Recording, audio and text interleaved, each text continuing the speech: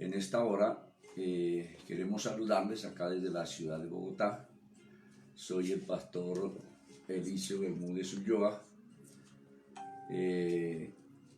ministro del Evangelio, quien está compartiendo la palabra en la comunidad cristiana bíblica Misionera Sion, establecida aquí en la ciudad de Bogotá, más exactamente allí en Ciudad Kennedy, carrera 80, número 48A 57 Sur, segundo piso. Ahí estamos ubicados.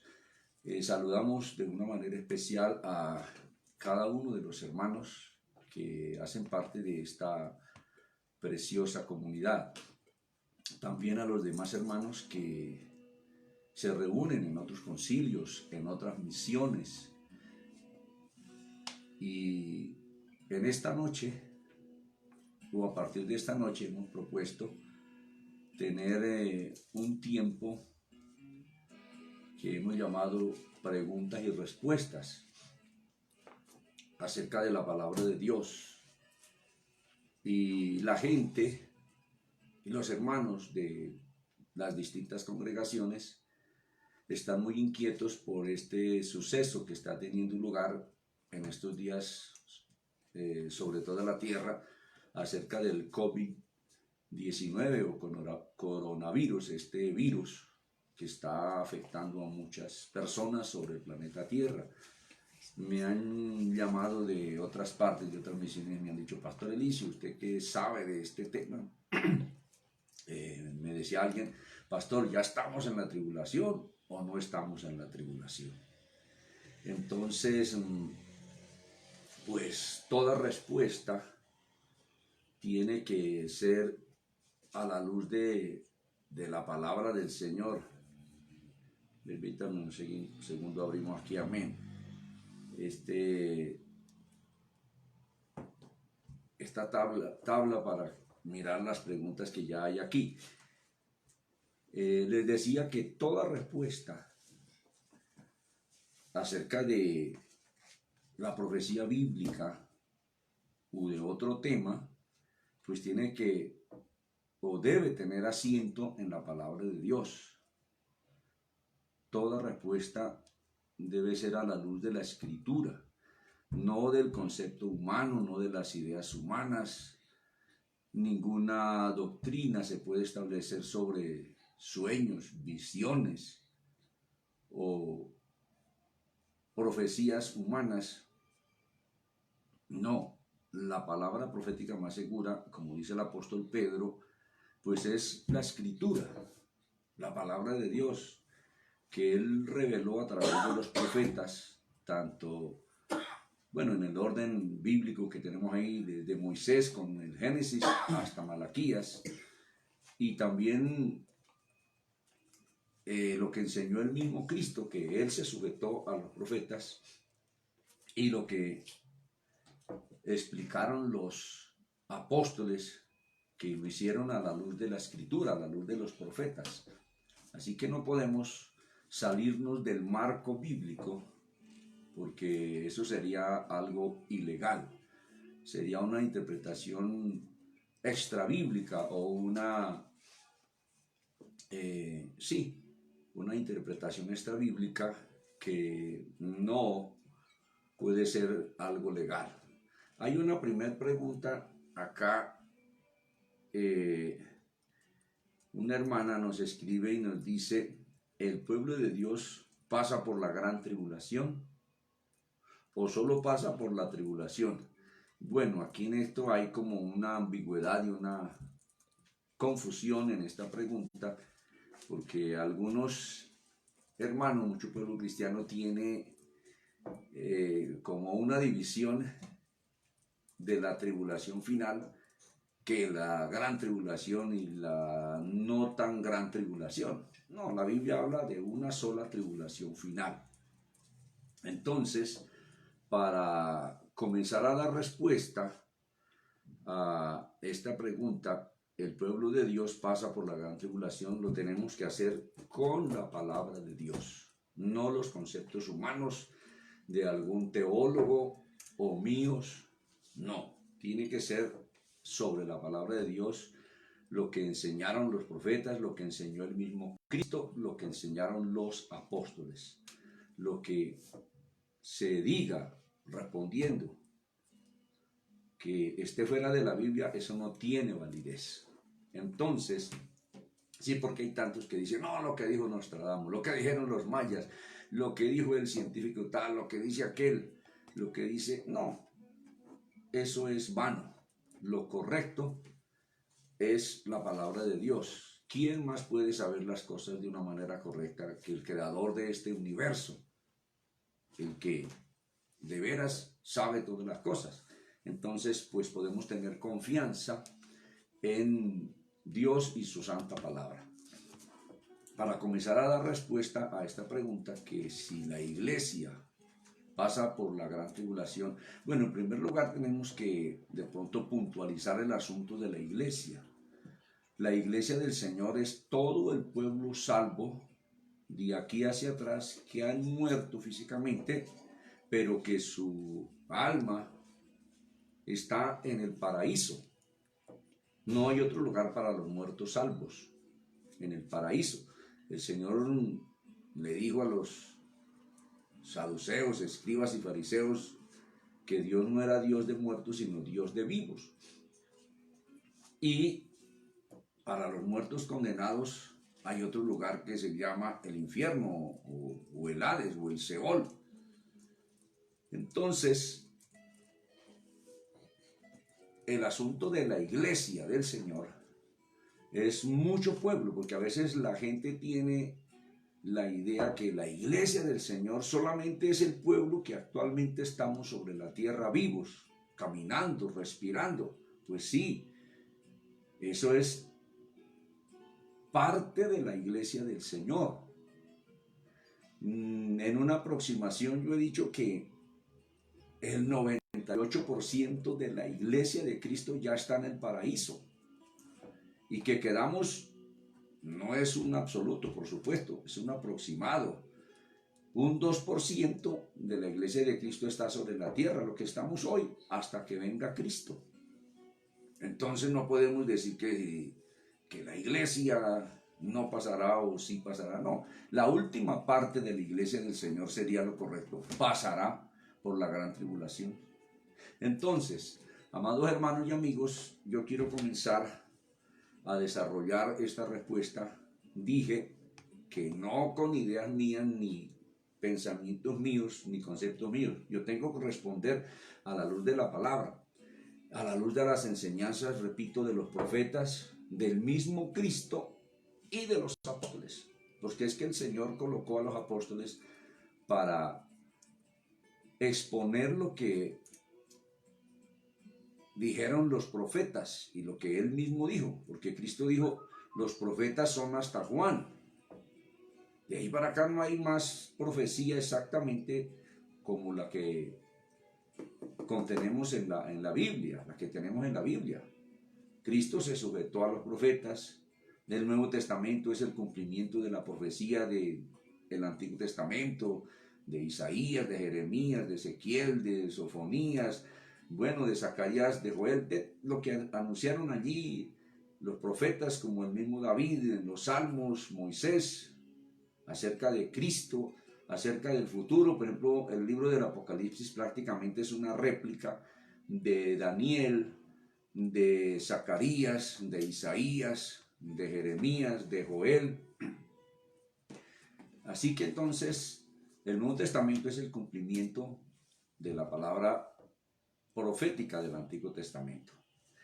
Y Cristo precisamente dio enseñanzas muy claras, muy precisas y con un lenguaje muy sencillo, muy coloquial, usando términos y ejemplos de los quehaceres de la vida cotidiana. Quiero invitarles en esta noche, yo sé que usted está en casa, amado hermano y amigos, si usted tiene su Biblia católica, la Biblia es una sola.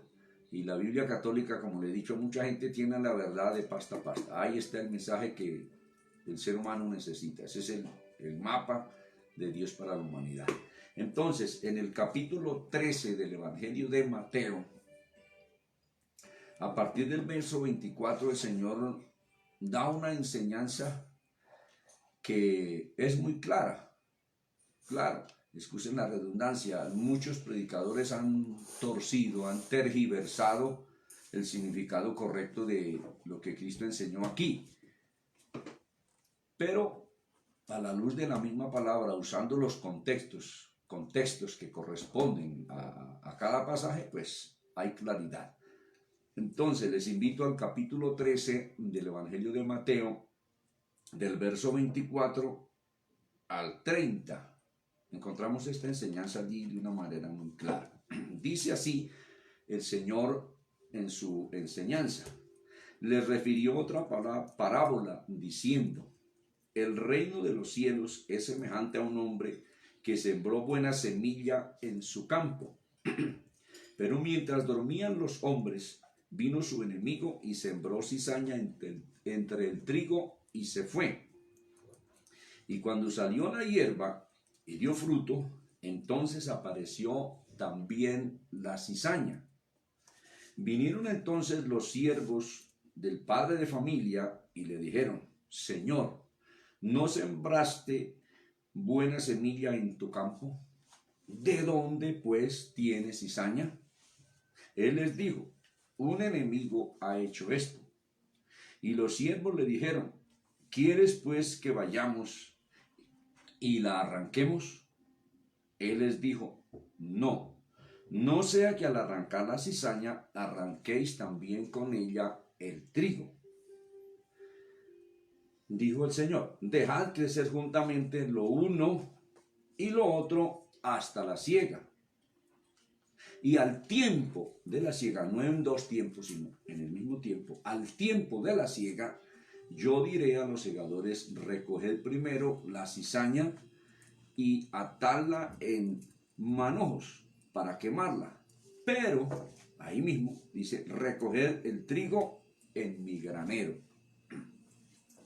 He oído a algunos enseñando acerca de este texto que dicen que la cizaña es la doctrina errónea, la apostasía, las herejías, y que el trigo es la doctrina correcta según la palabra de Dios. Pero según lo que explica Cristo, que después explica esta parábola a sus apóstoles, las cizañas son los impíos, los perdidos, los condenados, y el trigo son los hijos de Dios, los salvos, los redimidos. Y la siega es el tiempo del fin. La siega es la recolección, ya en lo natural y literal, es la recolección de los cereales como el trigo, la cebada, el arroz y otros frutos que se maduran, se pone amarillo todo ese cultivo y blanco. Y pasa entonces, en aquel entonces era la hoz, hoy son las combinadas, y cortan todo ese fruto con lo que esté ahí, todo junto. La combinada pasa y recorta todo y hace la separación de ese fruto y va sacando el bagazo, la paja a un lado. Eso es hoy la automatización de las máquinas.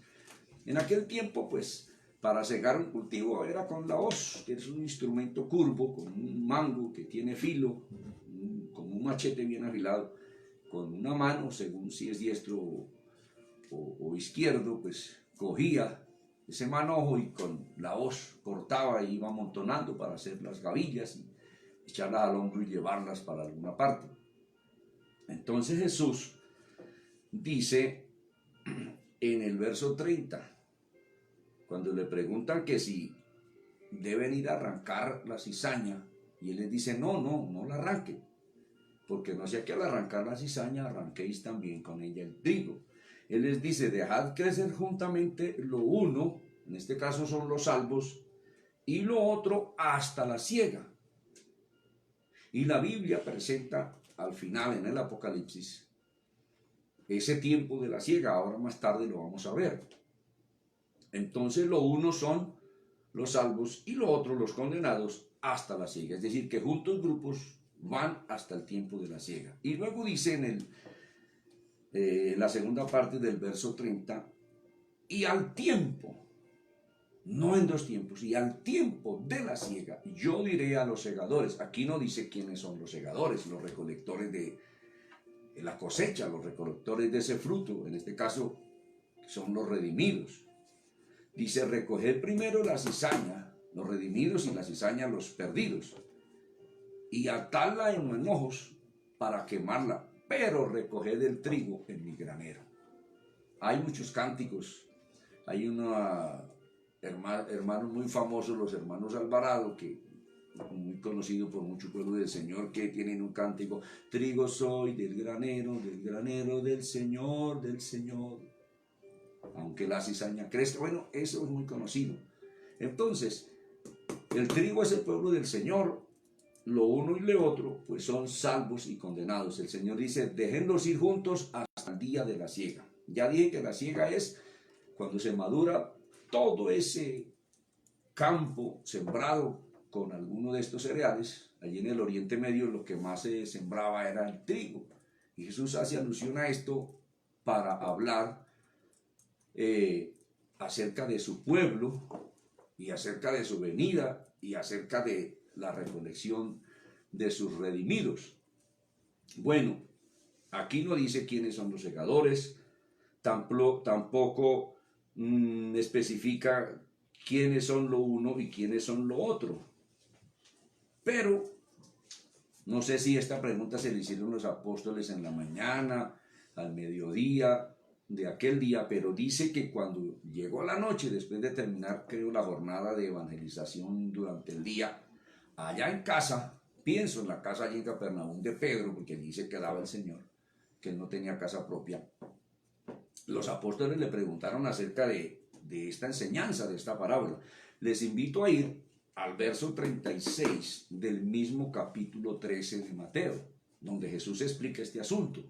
Dice, Mateo 13:36, entonces, despedida la gente, entró Jesús en la casa, y acercándose a él sus discípulos le dijeron, explícanos la parábola de la cizaña del campo. O sea, esto que había enseñado, pues, momentos antes u horas antes, en ese día. Respondiendo él les dijo, el que siembra la buena semilla es el Hijo del Hombre. Y se ha dicho de esta parábola que la buena semilla es la doctrina correcta de la palabra de Dios, pero según el mismo Cristo en lo que enseña, no es la doctrina correcta, son los salvos. Dice, el campo es el mundo, pues toda la tierra. Ahí dice, en el verso 38, la buena semilla son los hijos del reino, o sea que son personas salvas, lo uno. Y la cizaña son los hijos del mal, o sea, los perdidos, los condenados, los impíos. O sea que cuando Cristo dice, dejad crecer juntamente lo uno y lo otro hasta la siega, está diciendo, dejen crecer juntos grupos, los salvos y los condenados hasta la siega. Repito el verso 38, el campo es el mundo, la buena semilla son los hijos del reino, o sea que no es doctrina, son personas, hijos del reino, gente salva. Y la cizaña son los hijos del malo, son personas también, no es doctrina falsa. Y los hijos del malo, pues son los hijos del diablo. Así podemos decir, la gente que no es redimida o no permite ser redimida por Cristo, porque Cristo murió por la humanidad. Y luego en el 39, sí, estoy leyendo el 38, en el 39 sigue diciendo Cristo, el enemigo que la sembró es el diablo. O sea que toda esa gente impía que está sobre la tierra son sembrados o puestos por el diablo. Y aún metidos dentro de las congregaciones hay gente enviada por el diablo, que están ahí, que tienen Biblia, que cantan, que se arrodillan, hasta oran y ayunan, pero son gente llena de pecado, de prácticas inmundas, que no viven para Dios, sino viven es para el diablo y han sido enviados por Satanás para hacer daño en la iglesia. Dios quiera que usted que me está viendo, hermano, sea trigo del Señor y no cizaña del diablo. Dice entonces en el 39, el enemigo que la sembró es el diablo. La siega es el fin del siglo. el fin del siglo se refiere a Jesús, el fin de la era presente, de la era humana. Y la era humana es desde que Dios creó al hombre con Adán y Eva hasta cuando el Señor venga a Armagedón. Allá será lo máximo en el desarrollo de la cultura, de la tecnología humana y de la capacidad, o también podemos decir bélica del hombre en cabeza del anticristo, el 666. Entonces dice el enemigo que la sembró es el diablo. La siega es el fin del siglo. Jesús dijo, dejad crecer lo uno y lo otro, salvos y condenados, hasta la siega. Jesús está explicando que la siega es el fin del siglo, es decir, el fin de la era presente. Ahora sí dice quiénes son los segadores, porque allá dijo, y yo diría a los segadores, recojan primero la cizaña y échenla en manojos para quemarla y recojan el trigo en mi granero. Ahora sí explica y dice, y los segadores son los ángeles. O sea que los que van a recoger la iglesia en el arrebatamiento van a ser los ángeles. Esto es lo que está enseñando Cristo. Dice en el 40, explicando, de manera que como se arranca la cizaña y se quema en el fuego, así será el fin de este siglo, el fin de la era presente.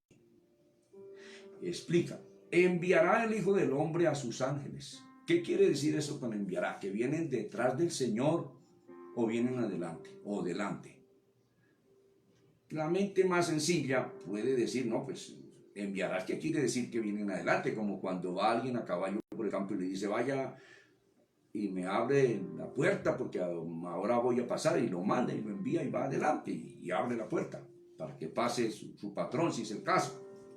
Entonces dice, de manera que como se arranca la cizaña y se queme en el fuego, así será el fin de este siglo. Enviará el Hijo del Hombre a sus ángeles y recogerán de su reino a todos los que sirven de tropiezo. Podemos hacer una pregunta. En este caso, ¿dónde está el reino de Dios? ¿En la luna, en Júpiter, en Saturno, por allá más allá del sol, en alguna parte? Porque aquí dice, enviará el Hijo del Hombre a sus ángeles y recogerán de su reino a todos los que sirven de tropiezo. ¿Y dónde están los que sirven de tropiezo? Los malignos, los impíos. Pues aquí en el planeta Tierra. O sea que el reino de Dios está aquí, porque Él es el Rey eterno de esta creación, de esta tierra y de todo lo creado en ella. Entonces dice, enviará a sus ángeles y recogerán de su reino a todos los que sirven de tropiezo y a los que hacen iniquidad, a los que practican el pecado. Eso van a ser los ángeles también cuando venga la recolección del trigo, la recolección del pueblo del Señor. En el 42, y los echarán en el horno de fuego, podemos decir, el infierno, el lugar de la condenación. Allí será el lloro y el crujir de dientes. Ahí mismo Jesús dice, entonces, la resurrección, la recolección del trigo, entonces los justos resplandecerán como el sol en el reino de su Padre. El que tiene oídos para oír, oiga.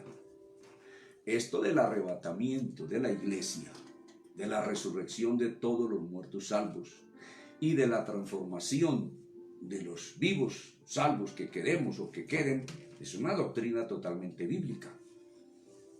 Cuando Cristo venga, como dice Primera de Tesalonicenses, todos los salvos en Cristo, los muertos en Cristo, resucitarán unos instantes antes de ser transformados los vivos salvos, y dice allí que unidos seremos llevados por las nubes para recibir al Señor en el aire.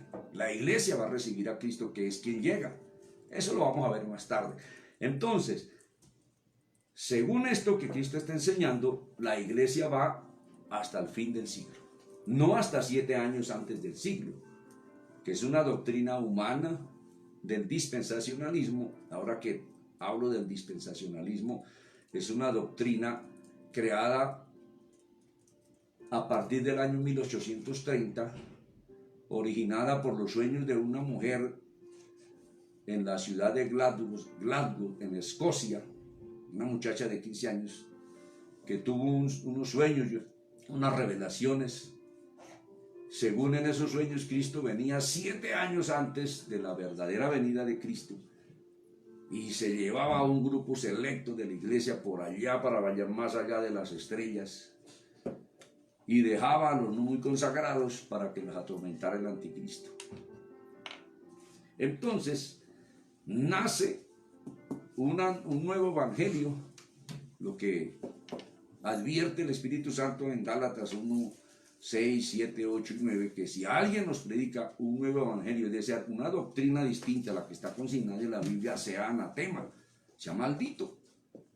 Entonces, no podemos predicar nada que esté fuera de la Biblia. Cristo está enseñando entonces que juntos grupos, salvos y condenados, irán ambos hasta el día de la siega. Ahora, en el Apocalipsis aparece la siega.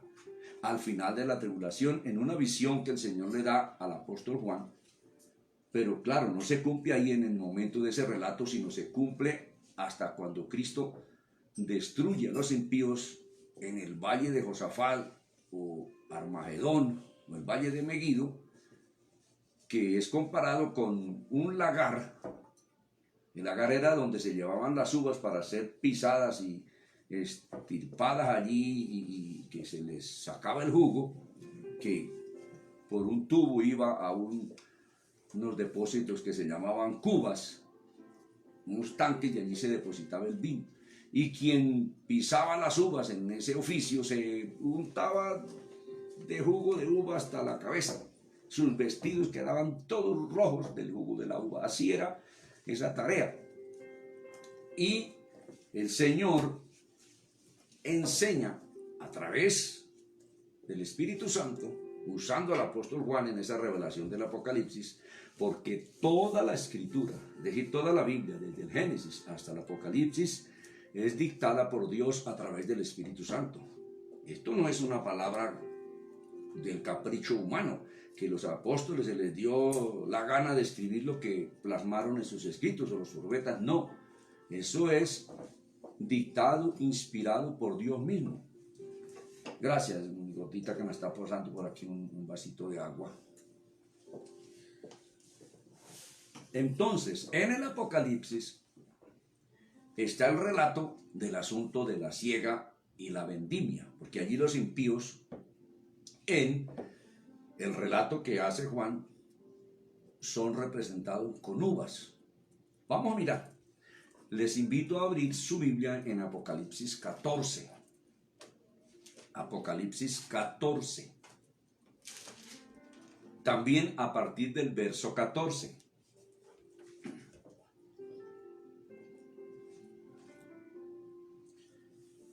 La Biblia que tengo es la versión del 60, es la famosa Biblia Thompson, y los comentaristas de esta Biblia a la margen le han colocado muchas referencias, y aquí en esta Biblia, a la margen de este párrafo del capítulo 14, del verso 14 hasta el 20, le colocaron ahí un título.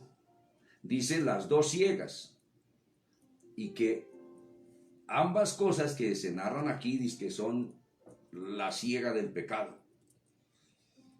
Yo puedo decir que están ciegos con C, que no entienden la claridad de la escritura como está ahí expresada.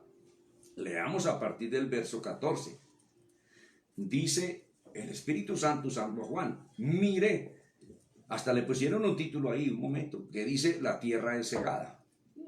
Estos títulos, de paso les digo, no se los puso Juan, ni ninguno de los títulos que contienen los escritos sagrados se los pusieron los profetas ni los apóstoles. Eso se lo agregaron después.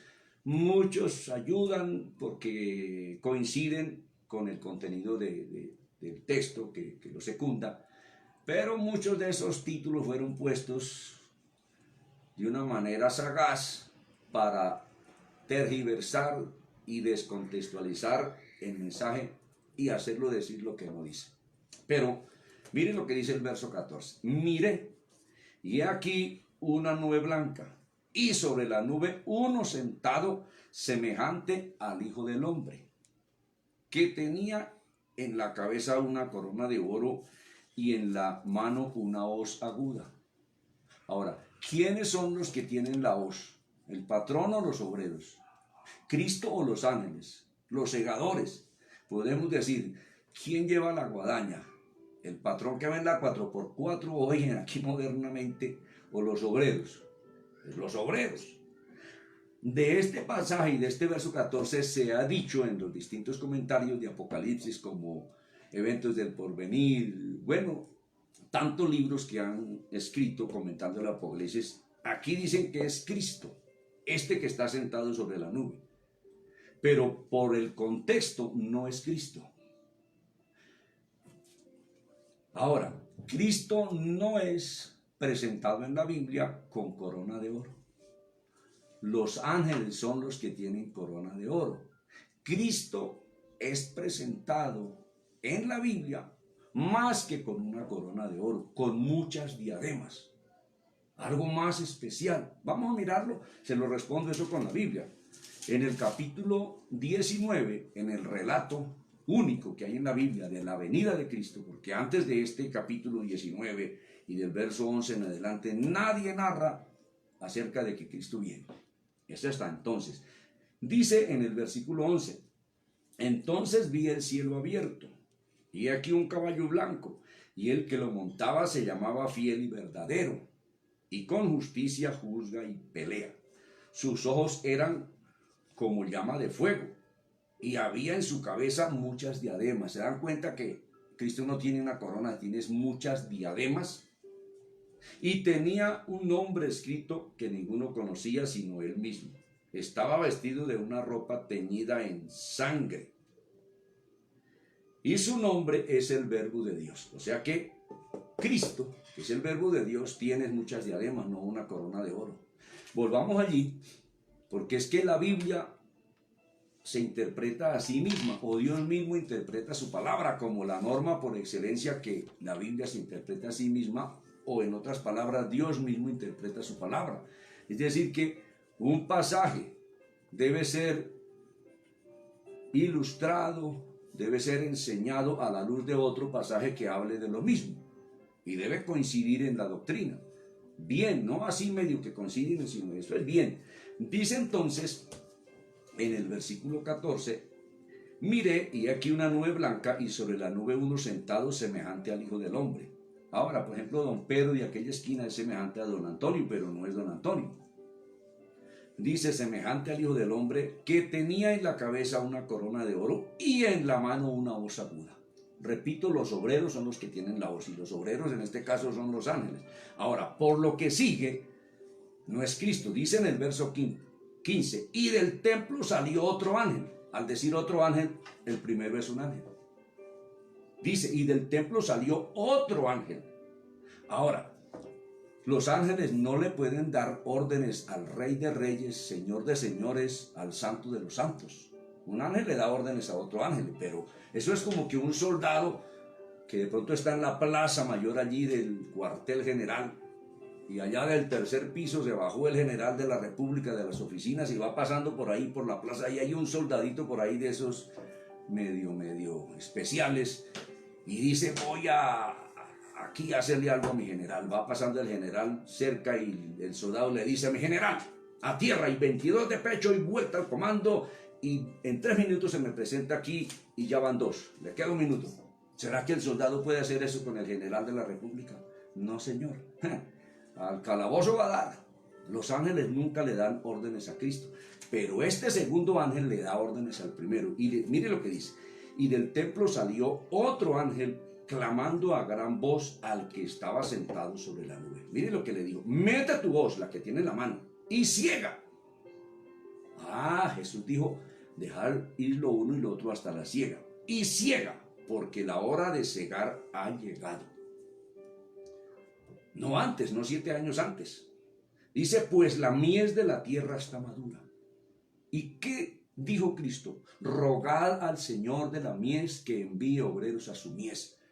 Cuando dicen su mies, se refiere a sus redimidos, a sus salvos, a la gente que ha creído en él y los que iban a creer. Rogad al Señor de la mies que envíe. O sea que la mies en este caso son los salvos, el trigo del Señor. Dice, pues la mies de la tierra está madura. Mire a estas alturas, Apocalipsis 14, donde Juan recibe esta visión, que esto no se cumple aquí, se cumple hasta que Cristo viene en el capítulo 19. Más tarde se lo digo por qué. Dice, y el que estaba sentado sobre la nube metió su hoz en la tierra y la tierra fue cegada. Cristo enseñó, dejad crecer lo uno y lo otro hasta la siega. Mire donde la tierra es cegada, donde Juan recibe esta visión. Pero luego sigue el relato de la destrucción de los impíos ahí mismo. Dice, salió otro ángel del templo, un tercer ángel, que está en el cielo, un templo que está en el cielo, teniendo también una hoz aguda. Mire que los obreros son los ángeles los que tienen la guadaña, digo, la hoz en su mano, teniendo también una hoz aguda. Y salió un cuarto ángel en el verso 18, y salió del altar otro ángel. ¿Sí ve que los cuatro son ángeles? Que tenía poder sobre el fuego. Y llamó a gran voz al que tenía la hoz aguda, a ese tercer ángel, diciendo, mete tu hoz aguda. Ya no le dijo que segara, le dijo vendimia. ¿Qué es vendimia o qué es vendimiar? Vendimiar es recoger las uvas, echarlas a los canastos y llevarlas al lagar donde se pisan y el jugo sale a las cubas. Dice, mete tu hoz y vendimia los racimos de la tierra porque sus uvas están maduras. Y dice en el 19, y el ángel arrojó su hoz en la tierra y vendimió la viña de la tierra, o sea, toda la tierra, y echó las uvas en el gran lagar de la ira de Dios. Y el lagar de la ira de Dios es el valle de Josafat. Es aquel lugar que se conoce donde se va a dar la batalla de Armagedón, que es en la venida de Cristo. Y echó, mire, dice, y echó las uvas en el gran lagar de la ira de Dios. Y luego dice, y fue pisado el lagar, fuera de la ciudad, no, y del lagar salió sangre hasta los frenos de los caballos. Los frenos de un caballo natural, su barbilla más o menos cuando está con su montura y su jinete, la barba le queda por ahí a 80 centímetros del piso. Dice que el nivel de la sangre entonces va a subir como 80 centímetros, aproximadamente. Y fue pisado el lagar. Vamos a mirar el día en que sucede lo de esta visión, que será pisado el lagar de la ira del Dios Todopoderoso. Capítulo 19, versículo 11. Ahora repito, de aquí hacia atrás, nadie en la Biblia, ni apóstol, ni el mismo Juan, ni ningún profeta, ni el Cristo mismo, nos enseña o nos narra que Cristo vino. Todo lo que se diga de aquí hacia atrás acerca de la venida de Cristo es enseñanza acerca de ese hecho, de que va a venir y que cómo va a pasar y que qué va a suceder. Como dice Primera de Tesalonicenses 4, del 13 al 17, ahí explica, eso es una enseñanza, allí no hay ningún cumplimiento, el cumplimiento es aquí. Dice, entonces vi el cielo abierto, la otra dimensión podemos decir, porque es que eso es así. Y aquí un caballo blanco, y el que lo montaba se llamaba Fiel y Verdadero, y con justicia juzga y pelea. Eso es Armagedón, cuando el anticristo a través de los 3 demonios hará reunir a todos los presidentes de la tierra con un contingente de su ejército. El anticristo va a decir para resistir el ataque y la invasión extraterrestre. Pero no va a ser así, eso le están preparando la mente con tantas cosas que se dicen por ahí los demonios. Eso de los platillos voladores y todas esas cosas son los demonios que se presentan así para engañar a los incautos o los ignorantes de la Biblia. Dice, entonces vi el cielo abierto y aquí un caballo blanco y el que lo montaba se llamaba Fiel y Verdadero y con justicia juzga y pelea. Sus ojos eran como llama de fuego y había en su cabeza muchas diademas y tenía un nombre escrito que ninguno conocía sino él mismo. El verso 13, estaba vestido de una ropa teñida en sangre. Grábense eso de la ropa teñida en sangre, que es una alusión a algo parecido que le acontecía al que pisaba literalmente las uvas en el lagar, que se le manchaba toda la ropa. Dice, estaba vestido de una ropa teñida en sangre, y su nombre es el Verbo de Dios, o sea que es Cristo mismo. Y los ejércitos celestiales, vestidos de lino finísimo, blanco, limpio y le seguían en caballos blancos. Se distorsionó aquí la Biblia y nos dicen que esos ejércitos celestiales es la iglesia. Pero no, según la Biblia, según muchos textos que después miraremos ese tema, los ejércitos celestiales están compuestos por los ángeles. Por eso en muchas partes de la Biblia dice Jehová de los ejércitos celestiales. Cristo, en aquella noche cuando lo traicionó Judas y lo prendieron y Pedro le cortó la oreja al hijo del sumo sacerdote, a Malco, que Jesús lo sanó, le dijo: Pedro, mete tu espada en tu vaina, porque el que espada mata, espada muere. Y le dijo a Pedro: ¿acaso no le puedo decir a mi Padre o pedir a mi Padre que me dé 12 legiones de ángeles de los ejércitos celestiales que peleen por mí? Pero ¿cómo se iban a cumplir entonces la profecía acerca de que el Mesías tenía que morir en el Gólgota por nosotros? Los ejércitos celestiales están compuestos por los ángeles. Dice: y los ejércitos celestiales vestidos de lino finísimo, blanco y limpio, le seguían en caballos blancos. Cuando Sennacherib, en los días de los reyes, invadió al reino del norte, a Israel, que tenía como capital Samaria, Eliseo estaba en la ciudad de Dotán, que correspondía al departamento de Samaria. Sitiaron la ciudad de los ejércitos de Sennacherib, y el secretario de Eliseo, asustado, el escriba, uy, ¿cuántos jinetes hay aquí en caballos de los ejércitos de Siria? Y nos van a matar. Y Eliseo ora a Dios y le dice: ábrele los ojos a este, para que vea que más son los que están con nosotros que los que están con ellos. Dios le abrió los ojos al secretario de Eliseo, y entonces dijo: uy, miró a muchos jinetes montados en caballos, pero eran los ángeles. Los ejércitos celestiales están compuestos por ángeles. Eso está muy claro en la Biblia.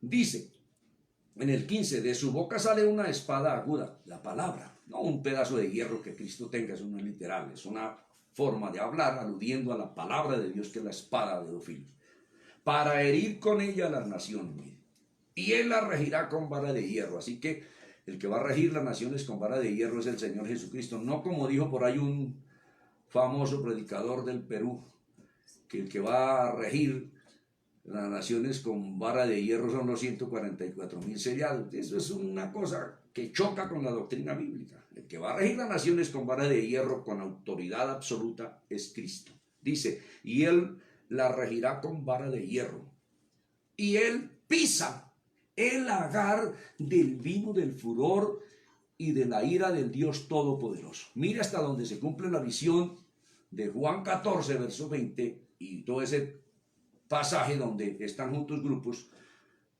salvos y condenados, siega y vendimia. Jesús dijo: dejen ir lo uno y lo otro hasta el día de la siega, o sea, hasta Armagedón, hasta que Cristo venga. Entonces, la pregunta que me han hecho es: ¿la iglesia pasará el tiempo de la gran tribulación hasta que Cristo venga? Sí, señores, esto es lo que está en la Biblia.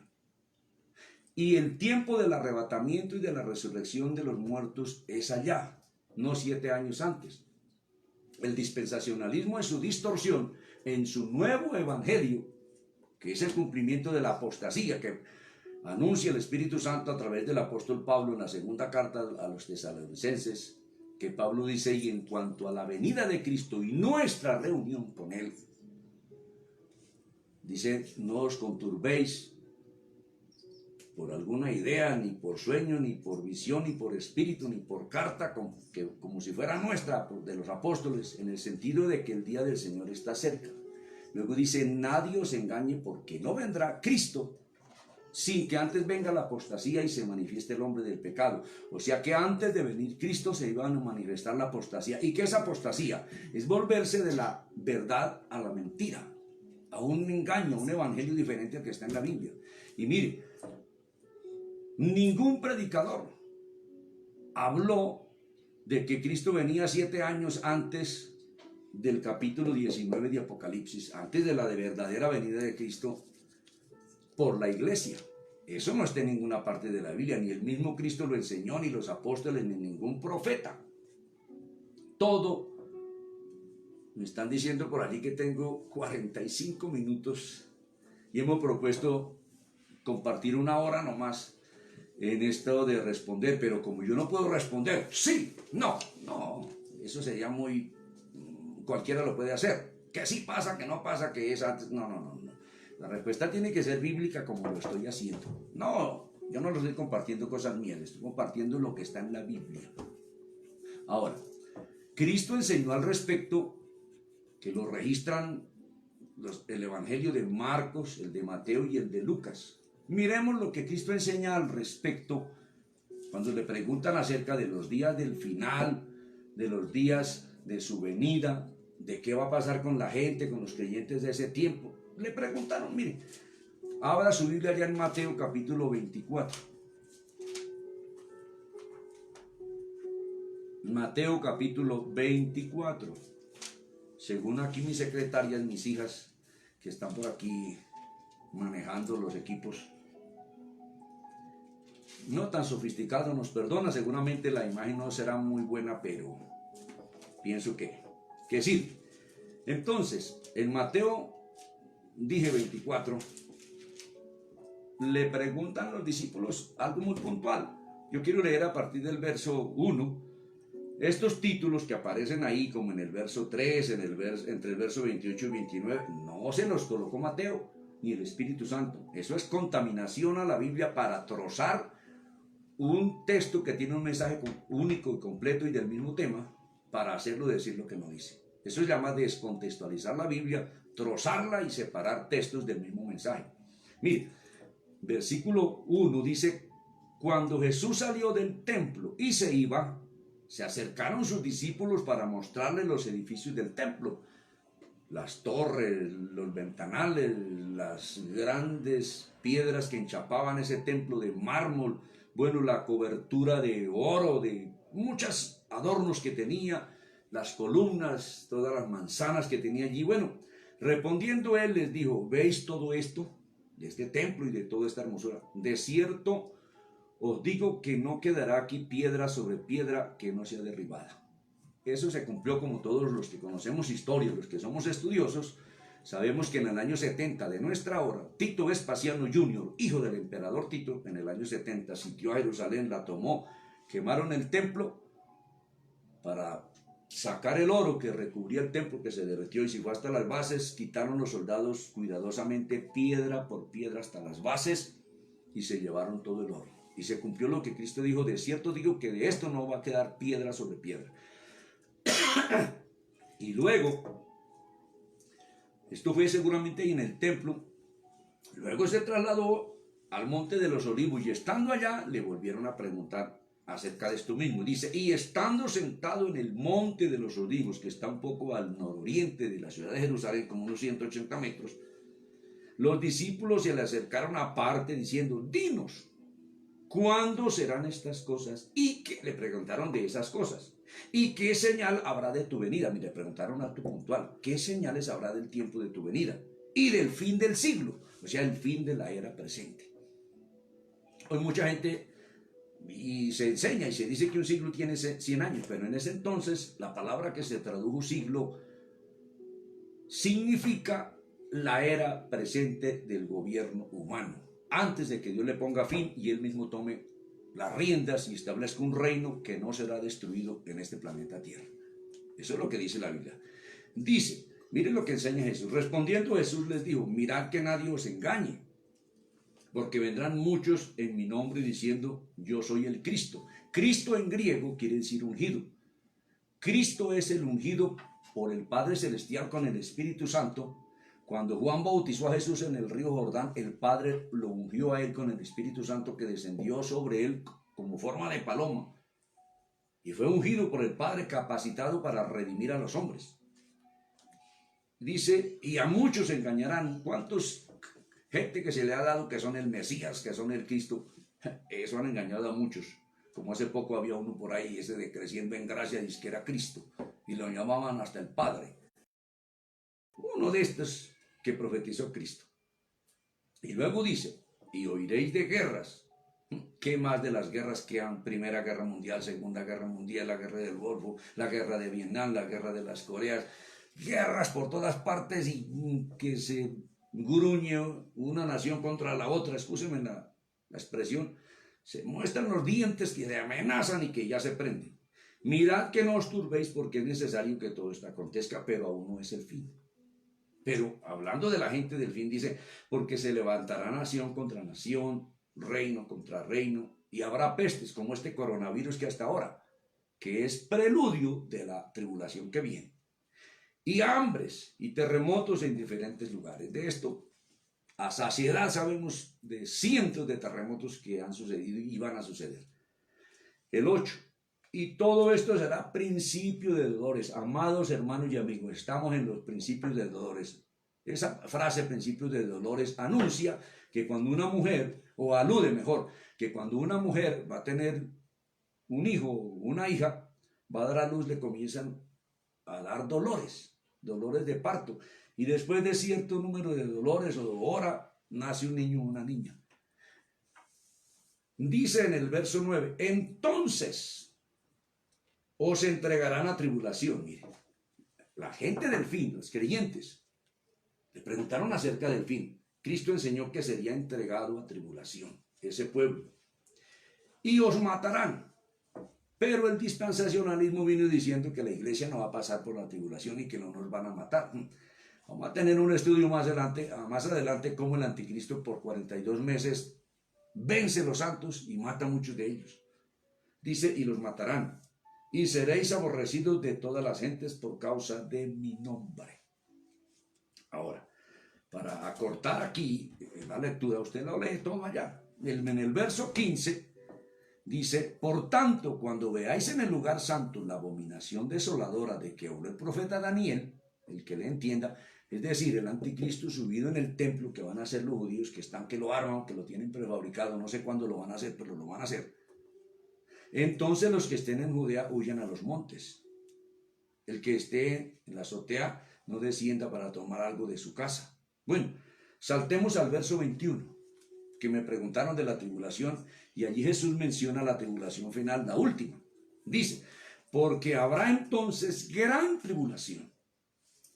No habla de una semitribulación, no, habrá entonces gran tribulación, cual no la ha habido desde el principio del mundo hasta ahora, ni la habrá. O sea que esta es la última. Cuando dice que ni la habrá, o sea que después de esta tribulación que está mencionando y anunciando aquí, que será en el tiempo del fin, no habrá otra. El dispensacionalismo dice que Cristo va a venir en secreto e invisiblemente. Yo he dicho eso es un cuento chino porque eso no está en la Biblia por ningún lado. Y acuñan el texto o la frase que Cristo dijo que como ladrón en la noche. Pero el contexto Cristo dijo porque nadie sabe el día ni la hora. Jesús se refería era a tiempo, no a que no se ve ni que se oye. Esa es una torcedura de la Biblia. Entonces mire, ahora, más adelante Cristo dice que Él vendrá como un relámpago. Nos quedan como 5 minutos. Dice, porque como el relámpago que sale del oriente en el verso 27 y se muestra hasta el occidente, una explosión atómica, así será también la venida del Hijo del Hombre. Eso no es en secreto ni invisible. Todo el mundo va a ver, como dice, o dijeron los ángeles cuando los apóstoles se quedaron viendo, este mismo Jesús que ha sido tomado de vosotros, así como lo habéis visto ir, así vendrá otra vez, como dice Apocalipsis 1:7, y todo ojo le verá. La Biblia nunca enseña que Cristo va a venir invisiblemente y en secreto. Eso es un cuento chino, no está en la Biblia. Y reto a alguno que me muestre un texto donde eso enseñe la Biblia. No lo va a encontrar porque no existe. Así que no lo intente. O inténtelo. Perderá el tiempo. Dice el 28. Porque donde quiera que estuviera el cuerpo muerto, es decir, donde en cada cementerio donde estén los cuerpos de los santos enterrados, dice, allí se juntarán las águilas.